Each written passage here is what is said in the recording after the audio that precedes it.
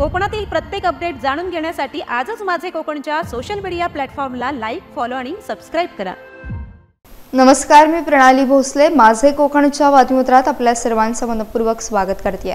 बातमीपत्राला सुरुवात करण्याआधी पाहूयात हेडलाईन्स। मुंबई गोवा महामार्गावर मध्यरात्री थरार, जिते गावाजवळ मध्यरात्री ट्रकला आग, मोठा अनर्थ टळला। पोलीस अधीक्षक अचल दलाल पोहोचल्या गरब्यात, जनतेशी साधला थेट संवाद, पेणकरांसोबत पोलिसांची अनोखी भेट।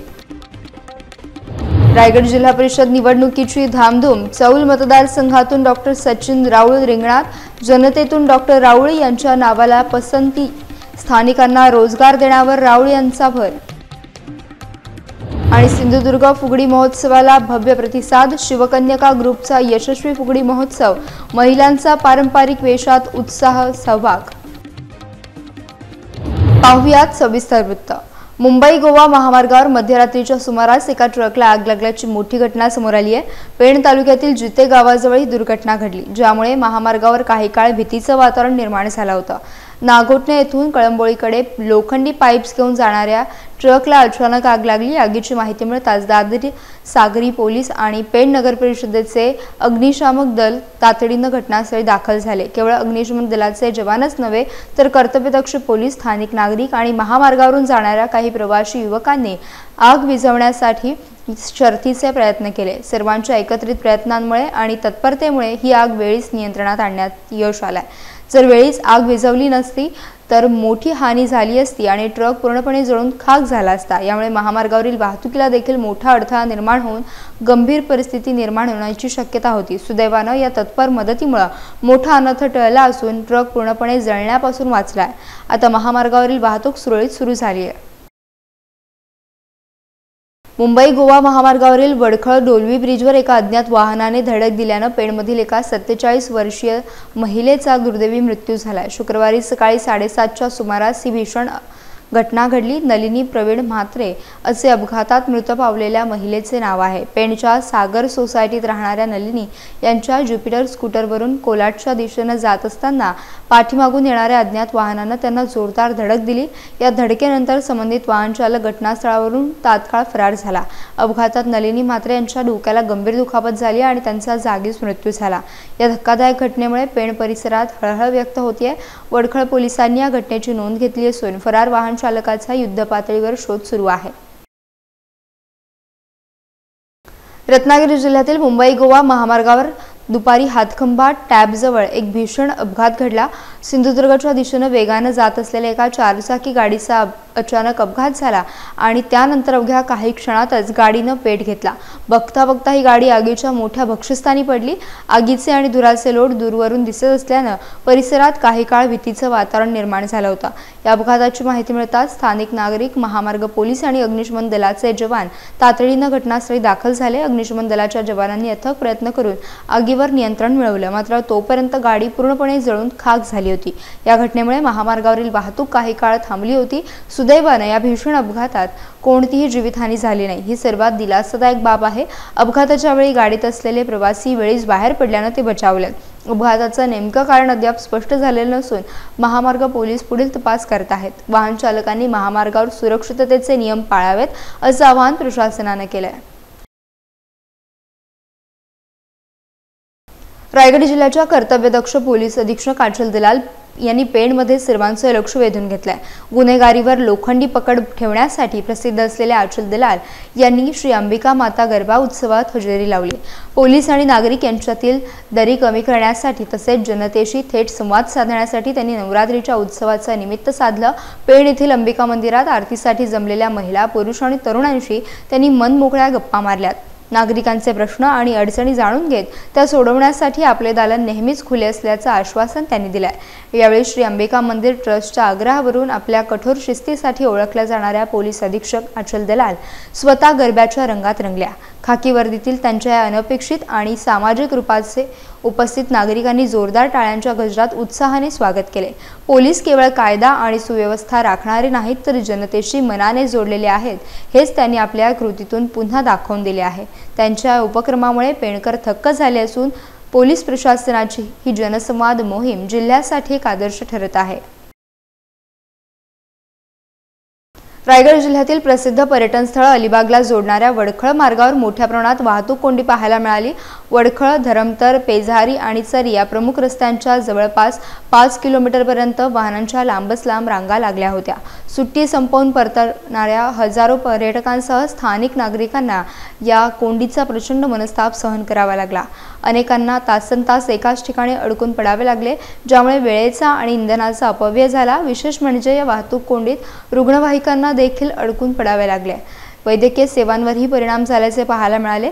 या मार्गाची अरुंदता आणि ठिकठिकाणी पडलेले मोठमोठे खड्डे हेच वाहतूक कोंडीचं मुख्य कारण ठरत आहे।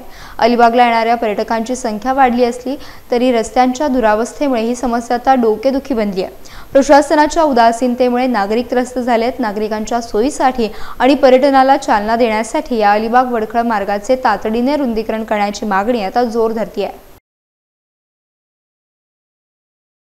महाराष्ट्र नवनिर्माण सेनेच्या रायगड जिल्हा रोजगार आणि स्वयंरोजगार विभागात महत्त्वाच्या नियुक्त्या जाहीर झाल्या आहेत।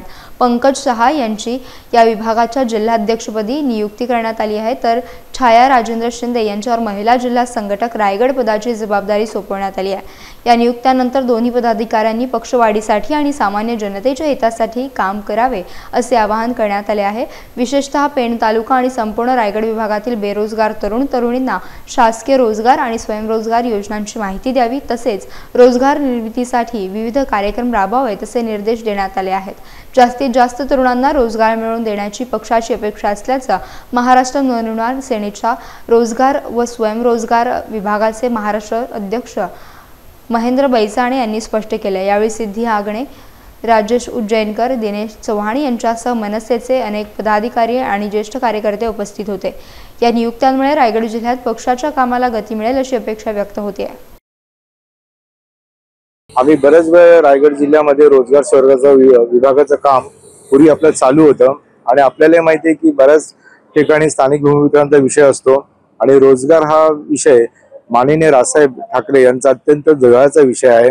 आज जर आपण पक्षाची जर स्थापना पाहिली असेल ती मुळातच रोजगार या विषयावर झालेली, त्यात रेल्वेचं आंदोलन असो किंवा मराठी मुलांच्या नोकऱ्या असतो स्थानिक भूमिवितरणांच्या, आणि औद्योगिक वसाहत म्हणून जे नाव रूपाला आले आहे ते रायगड, त्याच्यासाठी आज आम्ही आमचे पंकज शहा यांना त्यांच्या जिल्हाध्यक्षपदी नियुक्ती करीत आहोत आणि छायाताई आहेत, छाया शिंदे आहेत, यांच्या मी महिला रोजगार संघटकपदी नियुक्ती करीत आहोत। यांचा अगोदरही पूर्वीचा अनुभव आहे, फक्त आता त्यांना आम्ही एक पाठबळ देतोय की बाबा इथल्या स्थानिक भूमिपुत्रांना आता फक्त 80% स्थानिक भूमिपुत्र बोलून चालणार नाही, तर त्याच्यासाठी लागणारा जो बाहेरचा लोंढा आहे परप्रांतीयचा त्यांना थांबवण्यासाठी ते सक्षमपणे काम करतील। भारतीय जनता पार्टीचे दक्षिण रायगड जिल्हा उपाध्यक्ष सवाई पाटील यांच्या वाढदिवसानिमित्त अलिबाग येथे भव्य आरोग्य तपासणी शिबिराचे आयोजन करण्यात आलं।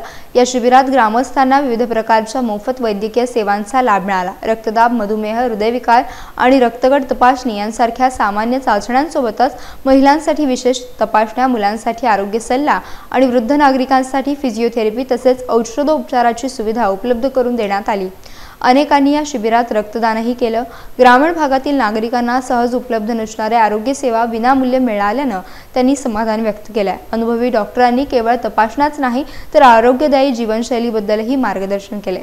संतुलित आहार, नियमित व्यायाम आणि व्यसनमुक्ती जीवनाचं महत्त्व यांनी समजावून सांगितलं। सवाई पाटील यांनी यावेळी बोलताना वाढदिवसानिमित्त समाजोपयोगी कार्य करणे हाच खरा सन्मान असल्याचं मत व्यक्त केलं। भविष्यातही अशा आरोग्य शिबिरांचे नियमित आयोजन करण्याचे आश्वासन त्यांनी दिले। या कार्यक्रमाला भाजपचे माजी आमदार पंडित शेठ पाटील, जिल्हाध्यक्ष चित्राताई पाटील यांच्यासह अनेक प्रमुख नेते, कार्यकर्ते आणि ग्रामस्थ मोठ्या संख्येने उपस्थित होते। या उपक्रमामुळे ग्रामीण जनतेला आरोग्य सेवेचा मोठा आधार मिळाल्याचे दिसून आले।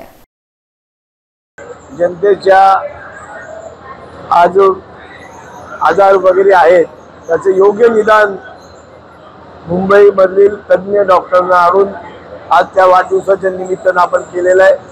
कारण बऱ्याच लोकांना बराच त्रास असतो आणि त्याचं निदान होत नाही, तर आपण आरोग्य शिबिर हे मुंबईच्या न्यू नेरा हॉस्पिटलचे सगळे डॉक्टर्स यांना आपण बोलवलं आणि बऱ्याच लोकांनी त्याचा लाभ घेतला आहे आणि त्याच्यामुळे या परिसरामध्ये आनंदाचं वातावरण झालंय आणि खऱ्या अर्थाने भविष्यामध्ये काही आजार मोठा होऊ नये याच्यासाठी आपण आरोग्य शिबिर घेतलंय।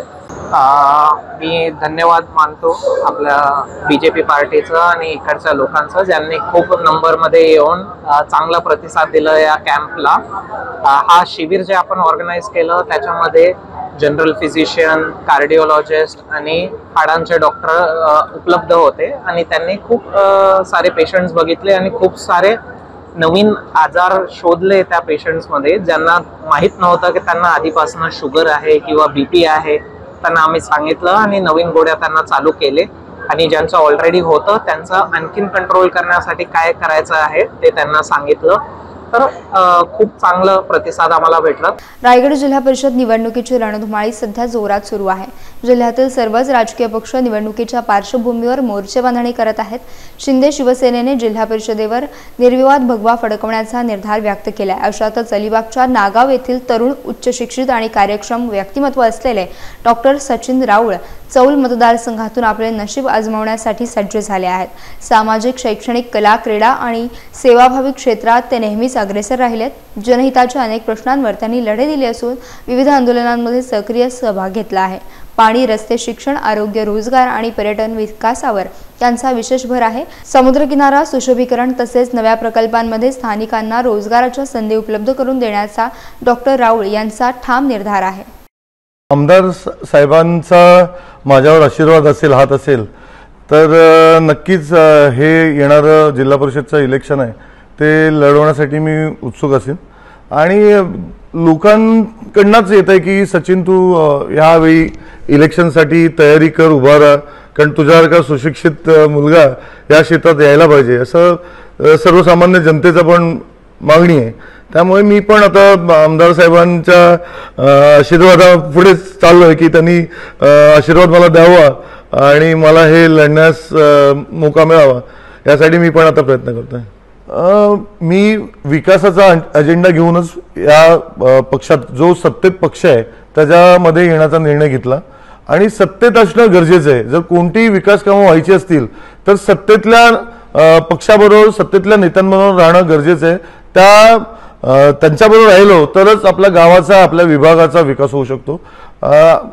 बाकी जर शेतकरी कामगार पक्षाबद्दल बोलायचं झालं तर नाराजी हा भाग नाही आहे. फक्त मला विकास कामं आणि सत्तेतल्या असणाऱ्या आपल्या नेत्यांबरोबर राहायचंय आणि आपल्या गावाचा, आपल्या विभागाचा विकास करायचा आहे, जो आतापर्यंत कित्येक वर्षात झालेला नाही. मी तर पूर्णपणे विकास कामांच्या जोरावरच याच्यात लढाई करीन.